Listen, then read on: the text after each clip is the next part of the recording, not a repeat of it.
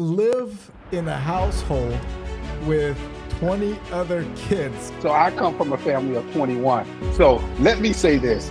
It was chaotic in the Hunter family house. People didn't think you were going to be able to accomplish this. You had teachers tell you that, hey, Paul, you're not going to make it there. You're not going to do this. You're not going to do that. You broke his barrier. True leadership is not about control. It's about service. True leadership is not about power. It's about empowerment. True leadership is not about manipulation. It's about inspiration. What's up, everybody? Simon here. In this episode of The Ideal Hour, I have a very special guest, Paul Lamar Hunter. Paul reached out to me on Instagram and through our contact form on the website. He basically has a crazy cool story to tell. I was totally intrigued. He came off as super genuine, very humble, and he is one of 21 children. And today I have him here on the podcast. Paul, I love your hat. You are the GOAT to be one of 21 children. Your mother is the GOAT, I would say. She for sure needs to come on the podcast or tell her story, because it's like on a different level of birthing kids. I think the national average in America today is like 1.8 kids, or maybe around 2 kids per family. To birth 21 children and to have them be some successful, some not, we're going to hear about it, but just to have 21 children in a family is pretty amazing. Most definitely. And I just want to thank you for giving me the opportunity to tell this wonderful story, because my story is about wonder. It's about the adventure, and it is extraordinary. And that's the reason why I want to tell you, yes, my mother birthed 21 children by my dad, 17 of us living today, 63 grandchildren, and 87 great-grandchildren. And I'm telling you right now, I have to be honest with you. If you do the math and break the math down, you will discover that my mother stayed pregnant for 15 straight years. She has more championships than Magic Johnson. She has more Super Bowls than the San Francisco 49ers. Well, I love Magic Johnson and I love the Niners. I'm from the Bay Area, so thank you for that, for those mentions. I'm sure they would appreciate it. But the real MVP is your mother. 15 years of consistency. You don't get that out of an NBA player. You don't get that out of an NFL player. It's very rare. That's a Hall of Famer right there. Yes. What's cool about you is in your bio, it says you're the first to earn a bachelor degree and in your family, and it was a bachelor in science. Is that correct? Absolutely. So let me tell you this. I used to work for a great company called Chrysler Engine Plant, and I was a production worker at that time. And so in 2010, they made a conscious decision to close operation and head to Mexico. So what I discovered is that once they closed that operation down, that they had to pay for us to go back to college or train us. So I decided to do my research, and I discovered that in my family lineage, my mother and my father, no one never completed college. They attended college, but they never attended college. So I took it upon myself to lay the foundation that I can become the first in the Hunter family to graduate from college. So in 2012, I graduated from Upper Iowa University with a Bachelor of Science in Business Administration. And it is remarkable to lay the foundation. Kudos to you. I mean, that your mother, your whole family must have been so proud. And it usually takes, the first in a family to do something, and the siblings and others follow. You've proven that it could be done, and that's an amazing accomplishment. I'll be honest with you. I didn't graduate college, so I envy you. This is good, and I do think it's important, especially important for, kind of leading the way that you would want your siblings or your children to follow as well. All right, so let's get to the real good questions. What was it like to live in a household with 20 other kids? I mean, first of all, there's so many questions, but let's start with that one. Well, you come from a family of two. So I come from a family of 21. So let me say this.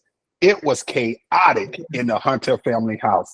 But my mother, she ran it like we were in the military. We had to get up at 5:30 in the morning. We had to get prepared for school. And my older siblings played an instrumental role in making sure that we get up on time, that making sure that we were able to eat in the morning time and walk us to the bus stop.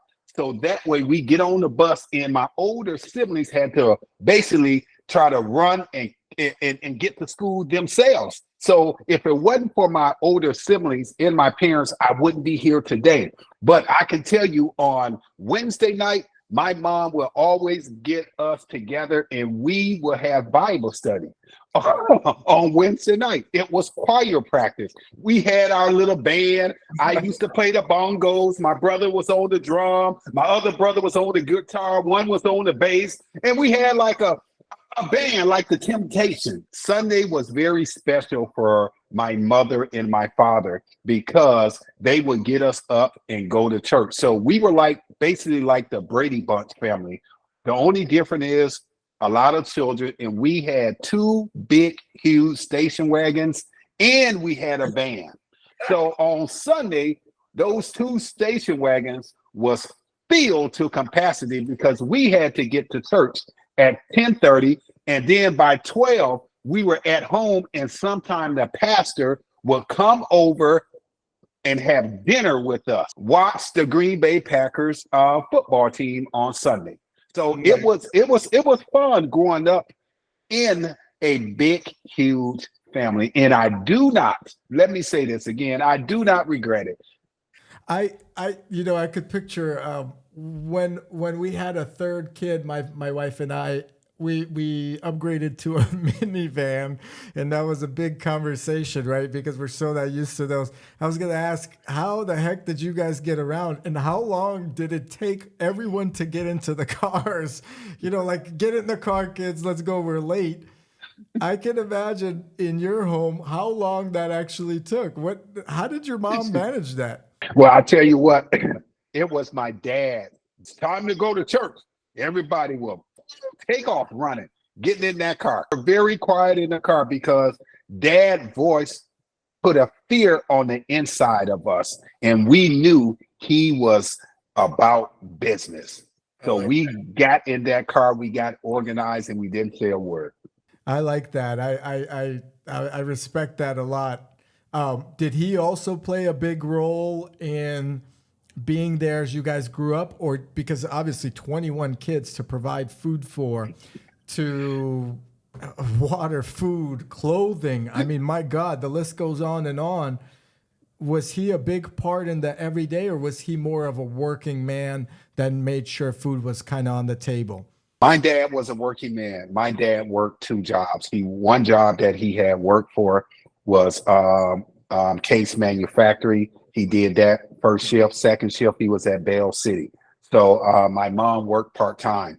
So my dad provided for us. He was a great provider. My mom was a great provider as well. But on the weekends, Dad was at home with the family having fun. There was many times that he had us outside playing kickball, had us outside playing volleyball against each other. So you got to look at, we had our own basketball team, we had our own football team, we had our own soccer team, but Dad made sure that the team was even Steven. You guys made could have sure. had a 5-on-5 basketball tournament just within the family. I mean, for sure, a big three tournament. You know what I mean? And it's incredible. So, but Dad was there. He spent time on the weekend made sure he gave time back, provided for his family. And it sounds like you guys were kept very active. That was a big part of your growing up. Yes, if you look at today's society, and that's what I do because I have four children in my on my own. But we were always outside, and we knew that when that street light came on, we had to immediately get into the house. And today, you don't see a lot of kids outside, and that's the reason why a lot of kids today, they don't know how to interact with people because they don't have people skills at all. Absolutely agree with you. It's almost they're kind of glued to that phone. Yes. People call it a cell phone, like a jail cell phone. They cannot get away from it. I've I've been guilty of looking at it versus reading at night as well. I can't say it's just a kid thing, right? But overall, you're right. The social skills developed, I think, when you grew up. Even when I grew up, I'm 40 years old. I'm not, I would say, a millennial, right? It's completely different. I mean, when I grew up, we didn't have phones. You didn't have phones. So I was outside playing basketball, kicking the ball around, just throwing the tennis ball as far as I could. Nowadays, kids are the opposite. Let me ask you, getting back to how you grew up with your siblings, was there advantages or disadvantages? Like, were you ever overshadowed being the 19th of 21 kids? What were some of the positives and maybe negatives of having so many siblings?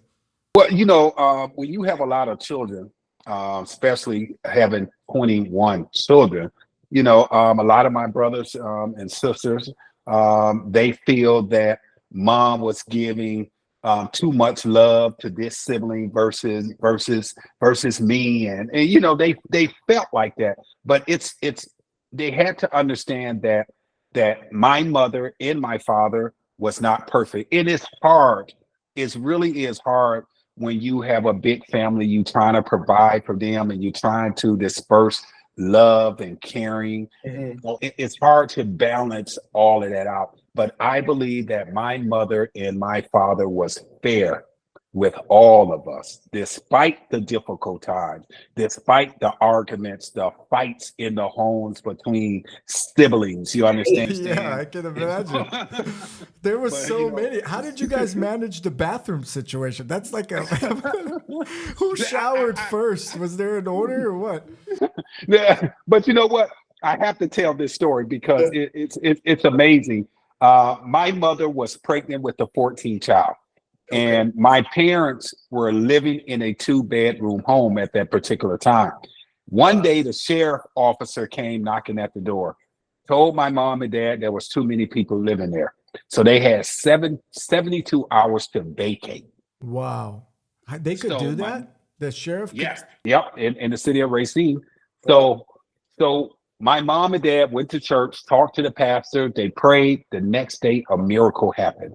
A man came knocking at the door. He wanted to speak to my dad and my mom, which he did. He told them, I have a home and I want to take you and your husband to go see it.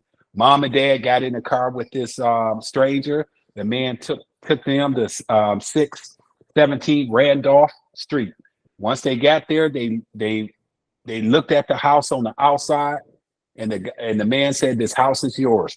Took them inside and discovered that it was an 18-bedroom house. So my mom and dad was blessed with that home. God bless that man And too. the man only told my mom and dad, "This home is for sale. I'm going to give it to you for $1." My Wow. mom and dad did not have $1. So the man went into his wallet and gave my mom that $1 to purchase that home. That home was a blessing for us. That home had 18 bedrooms. Also, it had an attic in the basement. So my older brother, he had the basement. Not lucky him. Wow, Lucky that's him. that's an incredible gesture from a stranger. I mean, that goes a long way. I think that was he part of the church? Was he part of He was part of another church, but word had spread that we were about to get evicted, evicted. which would have broke you guys all up. I mean, the Yes, social yes, yes. services would have came in and made your parents look unloving, uncaring, or whatever it is, and would have broken you guys up. And I don't think that's fair at all, to be honest with you. No, Um, no. I don't think they have any right to say that who's loved in which home, unless especially from what it sounds like, your parents were supportive. They wanted, they loved. You know what I mean? They weren't abusive in that regard to some of these other families that may have a lot of siblings or may be out there where the parents don't have the best interest. Right? Your parents had the best interest in your development and in your upbringing, I would imagine. Yes, yes, yes, they did. And that's the reason why I have to continue to emphasize that if it wasn't for my mother and also my dad, I wouldn't be here today having this conversation with you. My God. And let's talk about the siblings, right? I mean, there are siblings out there that haven't spoken to each other for quite a while, right? And there might be just two siblings, three siblings, right? All together. Give me, do you talk to all of your siblings? How do you get around the problems? I tell you what, I am the 19th child.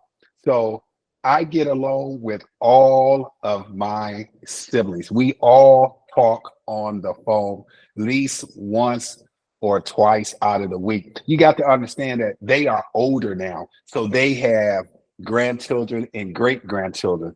And I can always call them because I just became a grandfather myself 5 years ago, and they can always give me some advice. But every year, we always return back to the city of Racine, Wisconsin, on the 4th of July, and we have the family reunion. We wish that our mom would be present, but she passed away 3 years ago. But every year, we always go back home to Wisconsin, Racine, Wisconsin, and all of my siblings, they come in. It's an opportunity for me to see them, to see their grandchildren, and see how the family lineage is really expanding. It's just amazing to see the lineage is just growing and growing and growing. In your family, during the times you were growing up, how did Thanksgiving look like?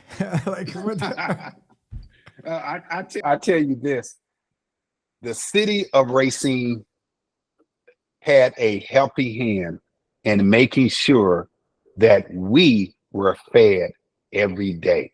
There were people that would drop turkeys off at our home because we were the biggest family in the city of Racine. So the community took care of us. I'm talking about with clothes, with food, with donating cars, incredible. donating school supplies, community, sometimes will cook for us and drop food off, knock on the door. Here you go, to Hunter family. It's amazing. You don't get that. You don't get that anymore. I feel like if you barely know your neighbor, especially in where we live in the Bay Area, because of, just where it is, it's all a fast-paced environment. It's kind of like New York. You barely know the neighbor. You didn't have that when you grew up. That is great. I'm glad they did that. And nowadays, how do you manage these holidays? Do the siblings fight over where Thanksgiving's gonna be, or where who's gonna spend Christmas at whose house? Well, I'm living in San Antonio, Texas. So now I have some siblings living in San Antonio, Texas. What I would do, I would go down. Some of us that live in Texas, we will all meet up in Houston, Texas, by my brother's house, and we were all grill, cook out, have a good conversation, and then we are dispersing and go back to our own city. Yeah, that's pretty cool. I imagine the parking with all these with the whole family coming in is not as easy during that time on the block.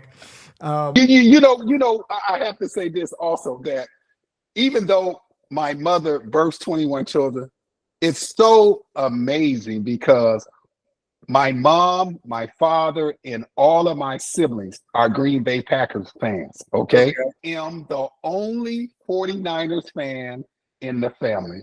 My God, the Packers used to kill the Niners with Brett Favre. I used to watch all those games, and when we played the Packers, I was worried, maybe let's say 15, 20 years ago. The Packers had a good team. The Niners did too, though. Steve Young days and then Jeff Garcia days. So are you kind of the black sheep or the oddball out? I'm the oddball out. I see. So do they give you hell when the Niners play the Packers? Oh, most definitely. They all on social media, making videos, sending me videos of what the Packers are going to do. They're teasing you. They're teasing. But the Niners this year, I know we're kind of diverting from the siblings situation, but the Niners this year are not that bad. So I think you're winning, right? Yeah, I have a smile on my face. Yeah, you do. You know what? When I first saw the clip of what you sent, you always had that smile, and it looks like it's carried with you through such a wonderful upbringing. Let's talk about how to deal with siblings, because let's get back to that one. How did you deal with siblings that you didn't agree with? I mean, every small step you made, even in a big house, it's almost like a big company. I mean, you guys had maybe more people there than most companies on average are in the United States nowadays, like small businesses. How did you get along with everybody? What was your secret to making sure each one of the siblings not only respects you, but at the same time, you're not stepping on their toes? I stepped on a lot of my siblings' toes, and that's the reason why I got beaten up by them, because I wouldn't listen to them. But I had to agree with them because they were older, and they were considered smarter, and so I had to agree with them. So I was going to get disciplined. And my siblings, I think they did a good job of helping mom and dad raise me, but we had our little arguments and our little debates. But as I got older, and some of my younger siblings with me, as we got older and we became adults, our behaviors changed, and the information that they gave us was to say, hey, I'm just trying to give you some advice. I don't want you to do what I did. So as a 53-year-old man today, some of the best advice that my siblings had told me is to, one, never do drugs and alcohol. Mm-hmm. So for 53 years, since I came into this world, I have never touched drugs or alcohol. So wow. I have been clean. So I tell people today that the way I came in the world is the way I am going to leave this world. What about your other siblings? Did none of your siblings ever were they okay, the theory here is the question, I would say, like, if all 21 siblings are perfect, and I'm not going to have you say any names, right? But if all 21 siblings are perfect, didn't do drugs, didn't do alcohol, I'd say, oh my God. But I've always, if I have a friend with 6 siblings, and I've had quite a few, out of those 6, one is a troublemaker. Like, he may have been, yes. You know what I mean? The other one may be something else. One is great at business. Not everyone's perfect, right? And I understand that. Majority, let's stick to majority to not ruin any Thanksgivings. In majority in your family, were all your siblings kind of as well-mannered, as well-spoken, as clean, or as drug-free or alcohol-free as you are, or they all kind of did their separate things? Well, when my brothers and siblings became adults, they ventured into their own little world. Some of them did use drugs and alcohol. Some of them went to prison, came out, went back to prison, came back home, got back into drugs and alcohol. The most important thing that I learned from my brothers and sisters, and I tell people all the time, is they told me never do drugs, never do alcohol at all. But now that they are in their, some of them are over 56 or 60s, some of them are in their 70s. They have been clean. They have been focused. They have been determined to do what is right for them. This family here, the Hunter family, is not a perfect family. I talk about it in my book. No love, no charity, the success of the 19th child. I talk about the relationship that I developed with my siblings. I talk about the relationship that I developed with my mother. I talk about the relationship that I developed with my father and also with my children. I talk about the good times. I talk about the bad times. Most importantly, the good times always outweigh the bad times. Excellent. And what inspired you to write that book? I was going to ask you, No Love, No Charity, the success of the 19th child. And your success seems to be, from what I understand, is, and based off what you told me, is learning from some of the experiences from your older siblings, obviously learning from your parents, and grasping what not to do through their maybe bad behavior or their life journey or experience. But what inspired you to write a book, and what did you want to convey when you wrote it? Is that I wanted to write the book to tell my story. How being raised in a family of 20 siblings and going against the odds, where people had told you your family will never amount to anything, you will never experience success. You are a bum. You don't know how to communicate. You don't know how to talk. You will never accomplish anything. I'll never forget a teacher had told me, "You're not a person that will experience success. You would never go to college." But Right. guess what? I went to college and I graduated. I don't care what people say about Paul Lamar Hunter. I know the ability that God has given me, and I know what I can accomplish if I put my mind to it. I love that. I love that. No, don't limit yourself based on someone else's viewpoint. I've had similar things told to me because I was never a great student. I mentioned earlier in the podcast that I didn't go to college, so I was never a great student. And teachers, funny enough, they're supposed to help upbring you. Most of them are doing that. Most of them care, Mhm. but there are some bad apples, just like everywhere else in every other profession. Not every lawyer is a great lawyer. Not every truck driver is perfect in the lane, and so forth. And there are teachers out there that I don't think should be teachers. And you made an example of one that would take a young man or a little kid at that time and almost crush their dreams. You know what I mean? It's sad, and it happens a lot. I do have that's a totally different topic for a discussion on the way our schooling system is nowadays, but I'm sure the core values are learned at home at the end of the day. Um, your book, how long did that take to write? And did you get input from your siblings in the book? Well, my siblings did not know that while I was in college, I was writing the book. So they did not know until the book had came out. A lot of them read the book and they were upset about some of the information that I shared in the book about what happened in the Hunter family. I understood that. But as things had evolved and then they got a second opportunity to really sit down and dissect what I had said, they came together and agree on it because my book is going to bring healing into people's lives. So I when see. I wrote the book, it brought healing into my life. I got rid of bitterness. I got rid of jealousy. I got rid of resentment. Yeah. Do you understand that? So it brought healing to me. So when they had an opportunity just to read it for the second time, it did the exact same thing for them because I wanted to let my siblings know, yes, mom and dad is not perfect. They could not give what they did not have.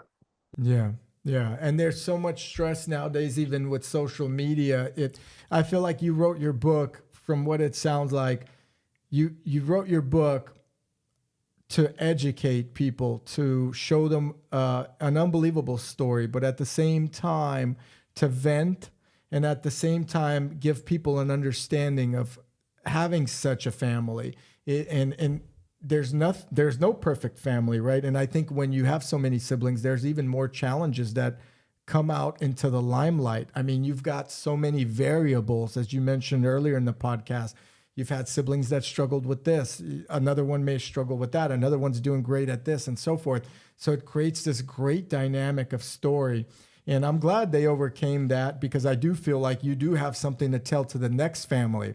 It's like, yes, you got a degree in college, but to me, you also have a second degree that you got first by being in this family. That level of education, that level of social skills, that level of understanding, that level of patience, to not only have patience with the entire family, but even for resources. That's a skill that not many people learn, and I'm glad you shared that. And also in my book, it talks about my college days, because I come from the inner city. They have a lot of issues. They fighting temptation. Should I stay in the hood, or should I elevate in life? So I walked into this institution, Upper Iowa University. It was a lot of bricks, cement all on me. Should I go back to the hood? No. Because if you stay here, you in this institution, and you at a great university. Once I walked in and I started to take that step, I told myself there's only one direction I can go, and that's up. I am the first child out of 21 that my mom birthed to graduate from college. That is history. That is amazing. It is extraordinary. So if anybody that is listening to this story, it's never too late. I went back and I graduated college at the age of 42. It's never too late. Always remember to put your purpose above your circumstances. I love that. And what do you think, why were you the first? What do you think your core values, or maybe what guided you to graduate college first? Like, why you? Why not sibling number 18, for example? Who's sibling number 18? What's that person's name? Sibling 18, he has passed away. Yes, Thomas okay. had passed Thomas. away. Okay. And the reason why I graduated from college and why me, because I had to question that. I have to say this, that 18-bedroom house that was given to my mom, I was born in that house. Years later, that house caught on fire.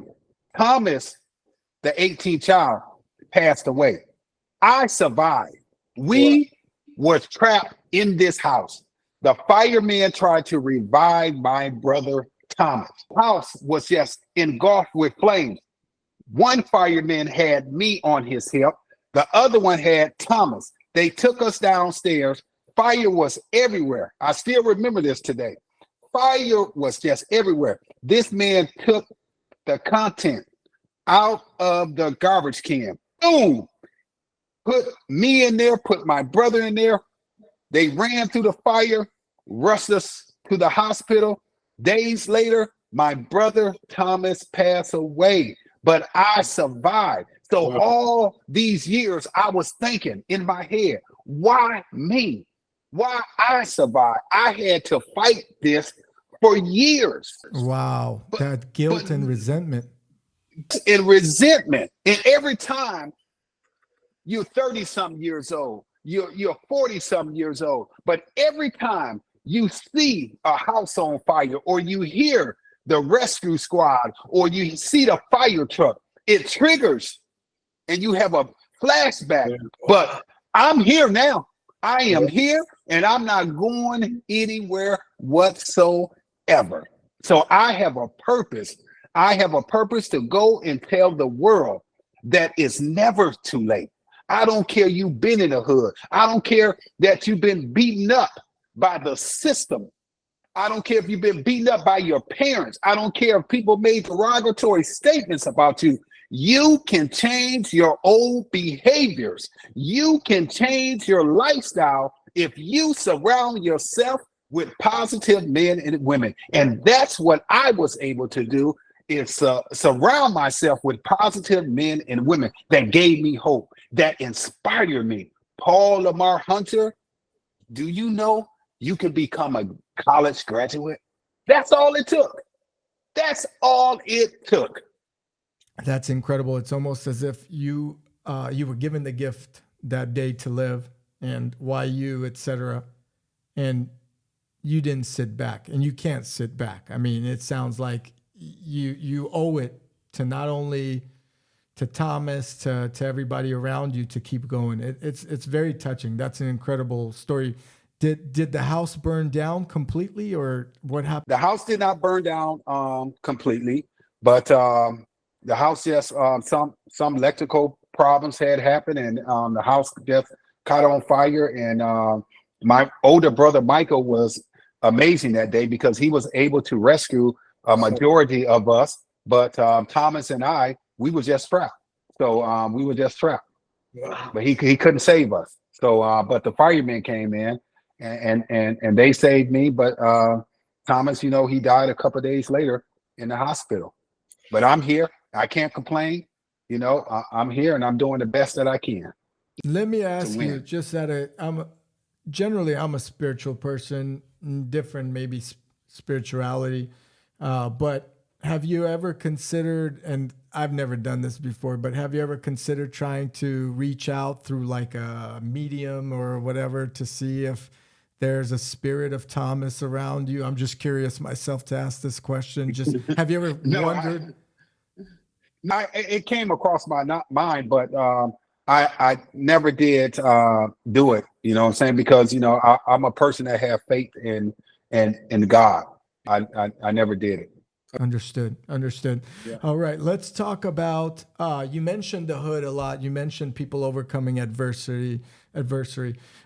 You mentioned doubt. People doubting you.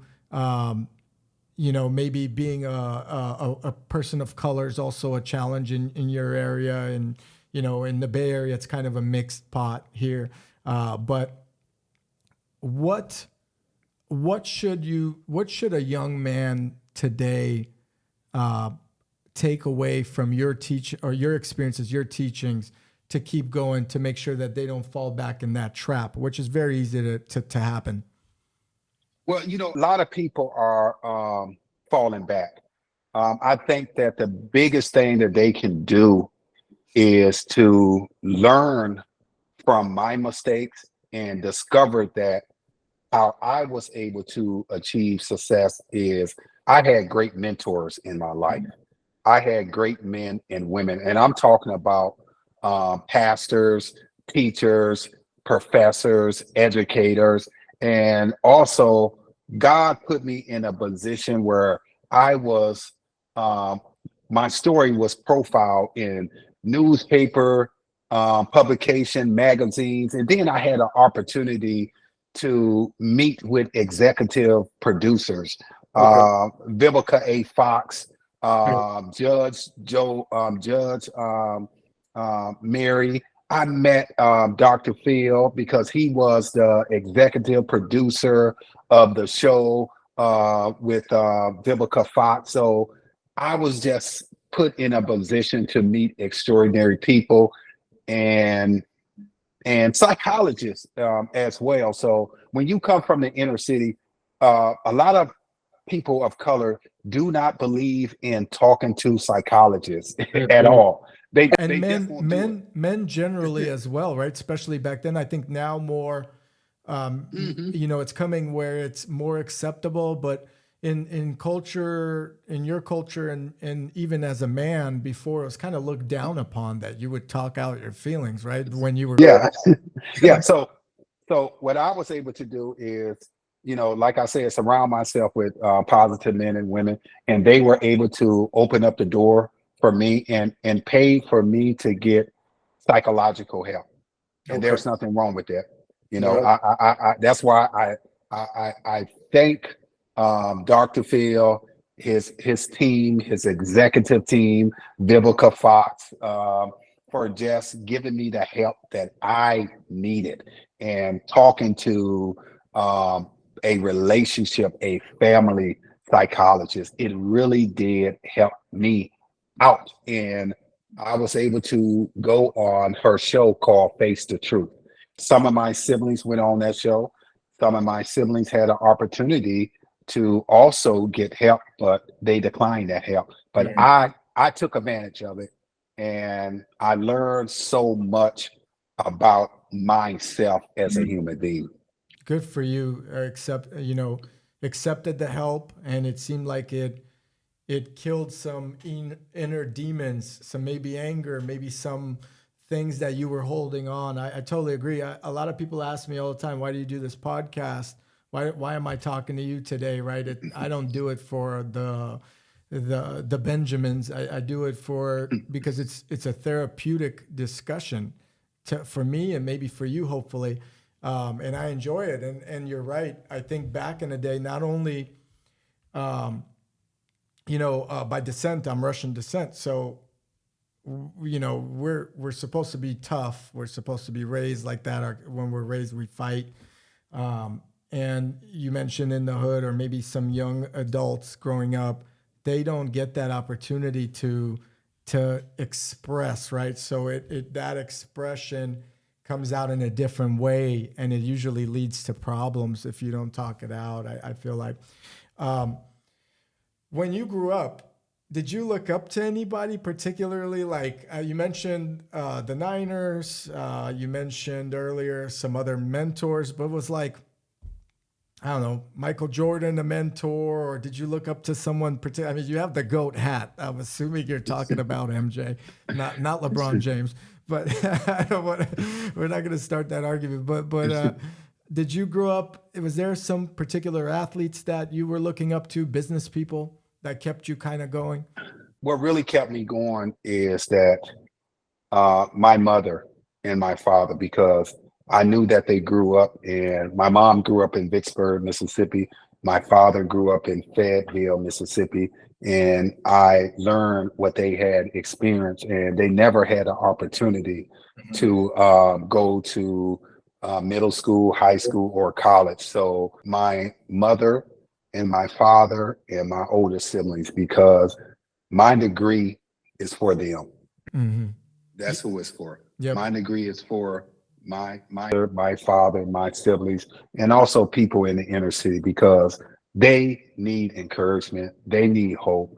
They need to know that tomorrow will be a better day. They just have to continue to push positive thoughts, and make sure that they are continuing surrounding themselves with positive men and women. So when you see my degree is for the people. I love that. And let me ask you, your brothers and sisters, you were the first to go to college. Have any of them also gone back to college after you, or are you the only one in the family so far in your siblings? My siblings, I am the only one. What I did was I laid the foundation. A lot of my nieces and nephews and received their bachelor's degrees, went on to receive their master's degree. I have a nephew just recently graduated a year ago, and he has his PhD degree. So it's all about laying the foundation. Yeah, absolutely. It's all about being the first. Somebody has to do it, because it gives other people hope. Absolutely. That's what it does. Absolutely. The foundation is the most important part of any structure, right? And then let me ask you again, Paul, for your other siblings, what do they do? Are some of them professionals, a police officer, a cop, a lawyer, a doctor? You never know, No, my siblings, some of them was in the medical field, worked in the factory. My brother, Michael, did time in the Air Force. My brother Kelvin did time in the military. My brother Larry, he's a pastor. Oh, wow. My brother Patrick, he's a truck driver. You got it all. We got it all. And also the real older ones, they are retired. Retired. This one is 70, 71, 72. So she is retired. She's just enjoying her life. And So and your wonderful mother, she lived till what age? 85 when she lived. And your Yep. father, how old My was he? my father passed away when I was 8 years old. Ever since then, I had told myself that I was going to outlive my father. So when he passed away at the age of 42, I said that I was going to outlive him. And I did because I'm 53 years old. So now that my mom had passed away at the age of 85, I want to outlive my mother. That's a good threshold to set. Wow. So was your mom, and I'm just curious again, I think you have an amazing story. Was your mom a single mother at that point after your father passed and she really relied on the older siblings? Yes, once my father had passed away, my older siblings and my mom really stepped up to the plate to raise us, and they did a good job. You know what I'm saying? They did a fantastic job of making sure that we were fed, making sure we were in school, making sure that we were still being productive and want to make a positive impact into our community. So they did a good job. And with your bachelor's degree, what have you been doing with your degree, or aside from obviously writing a great book that tells this great story, um, how do you feel that has helped you in your career path? Like, why is it so important for someone in today's market, like today in 2023, 2024, we're going to be in? Why is it so important to still get a degree? Because what we're seeing is we're seeing a lot of dropouts, right? That's being advertised as well. Mark Zuckerberg dropped out. He's a billionaire. Elon Musk dropped out. He's a billionaire. Apple, Steve Jobs is a dropout. He's a billionaire. You know, it's kind of like, why am I going through this pace of college when I could make it on Instagram and put up a few videos or whatever it may be? Why do you think that's still important? Education has always been important. A degree does not define you. A degree is not going to tell you, hey, this is how much money you are going to make. I tell people, if you want to go back to college and get your degree, go right ahead.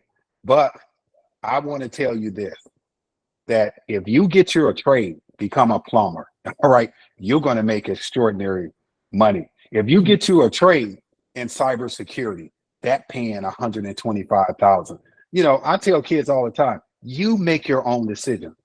You make your own decision. But I'm going to advocate for you to get a trade because that's the thing that's moving now. That's the big shift right now. It's trades, it's trade. College degree is just a piece of paper. All it tells the employer, this person has discipline to learn anything he or she wants. That's all it does.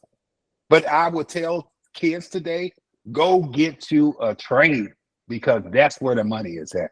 As of today, with my degree, it helped me out tremendously because I am an author, but I also do public relations.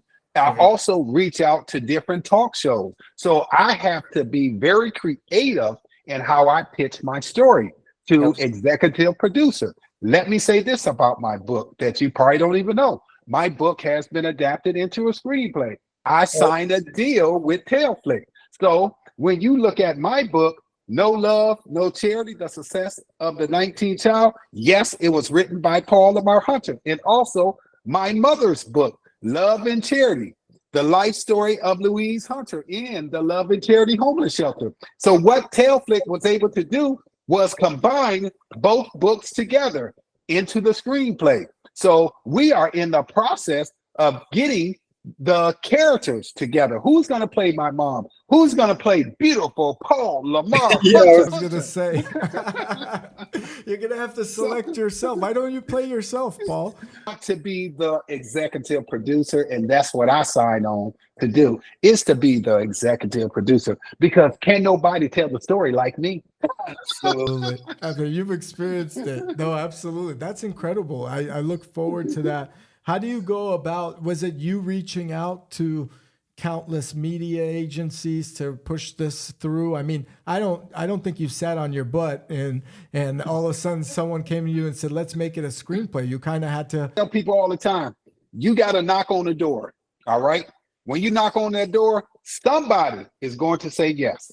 If you go to my website today, everybody that profiled my story told me no. And what I learned about no, it means next time. So I told myself I'm going to keep knocking because there's somebody out there that will say yes. Ebony Magazine told me no twice and hung the phone up. They came back and I saw the email. He said, Mr. Hunter, we ready for your story. And that's when I had learned it's not about my timing. It's about God's timing. He knows when it's best. Everybody told me no, but they all came back and said, yes, let's do it. It's time now. You know, I just want to add to that if I can, Paul. Every time something, and maybe there's a younger individual out there. I also grew up in the inner city. Anytime you're told no or you're denied, something better comes along, something more improved, and you have to believe that. I think when you accept the many no's and you stay there, it's a deep, dark place. You have to believe something better, and it genuinely does. And I think you could vouch for that. Another thing that really helped me, Paul, and I think you could agree to this as well. Anytime a no happened, I'd say good. I'd say good. That's good. And the reason I'd say good is because it would drive that inside, not necessarily anger, but that determination, saying, good, I need to improve for the next one. Good, this happened for a reason. Next time it's going to be better. And I feel like that's such a driving force, you know, for anyone that's been told no, because you're in business. You wrote a book. I'm sure even getting a book across wasn't an easy walk. You know what I mean? Yeah. It's like every single thing, and younger people listening out there, every single thing that you did, that I've done, that your brothers and sisters have done, nothing comes easy. Your mother, your father, it comes with challenges. And I think you have to just keep going, say, you know, good, or no means not now. I think that's a great way you've put it, and you kept moving. All right, let's go to another couple questions here. If you could change things in the past, whatever it may be, aside from obviously there's some things that you mentioned which may hit a little different, but if you could change things like a decision you've made yourself that you had control over, what would it be? Or do you not look in the past and say, this thing happened for a reason, I need to move on? I don't have any regrets whatsoever because it made me a better man today. No regrets how I was raised, no regrets about the relationship that I had with my dad and with my mother. It is what it is. And I'm going to continue to push forward because I'm an adult and I understand that people are not perfect. And I'm not going to have a pity party for myself and feel sorry for myself, you know, to push forward. But there's no regrets whatsoever. That's what it is. And you know what? I think the whole no pity party thing you just said, that goes so far. I think so many people, for some reason, get into this world of pity or victimization in some regard versus just getting things done and moving on and controlling what you could control, right? What legacy? I mean, you've left a big legacy already. Like you've mentioned it, you've set a foundation for the future generations of the Hunter family. I mean, you broke a barrier that was not broken by other siblings in your family. You broke a barrier probably in your small town, or I don't know how big your town is, I apologize, but in your town where people didn't think you were going to be able to accomplish this. You had teachers tell you that, hey, Paul, you're not gonna make it there. You're not going to do this. You're not going to do that. You broke this barrier. But what legacy do you hope to leave for the future Hunter families? What should they feel that you've accomplished, that you've been able to achieve? Leave for the Hunter family is always have a spirit of never giving up and always have true leadership. And to know that true leadership is not about control. It's about service. True leadership It's not about power. It's about empowerment. True leadership is not about manipulation. It's about inspiration, inspiring people to the highest form of true leadership. True leaders, that's who I am. We do not manipulate. We just inspire people. That's what we do. And true leadership is really not about people, but you know what it's about? It's about purpose. I love that. I think we should end on that note. That was so eloquently said. I enjoyed it. Paul, thank you for reaching out. I truly appreciate you coming on the Ideal Hour, sharing your story. If there's anything you need, you let me know. I think it's very inspiring. I think you definitely have paved the way for your family in one way or another, and I do think that that's a correlation of your brothers and sisters showing you the ropes, showing you their journeys. This has just been a crazy cool story, and I'm glad to be part of it. I'm going to shout out to your mom and dad. That is incredible what they were able to do. And I think the audience will understand that even though there's no hope, or maybe there's no light at the end of the tunnel, in their mind, there's always a way out, and there's always a good hope and a good story to tell at the end of it. And that's what you've done here. So truly, thank you. Thank you. And let the people know they can go to my website, paullamarhunter.com. I am Paul Lamar Hunter, and you can visit my website, paullamarhunter.com. I'm on Instagram, Facebook, Twitter, under the name Paul Lamar Hunter. And we will link that, guys, here in the video that we launch. We're going to make sure Paul gets all the attention he deserves for this incredible story. I hope you guys enjoyed it here on the Ideal Hour. Comment below. Definitely visit paullamarhunter.com. The Instagram page is also very nice, or his Instagram page, so check that out. Thanks again for watching, and I'll check you guys here in the next video.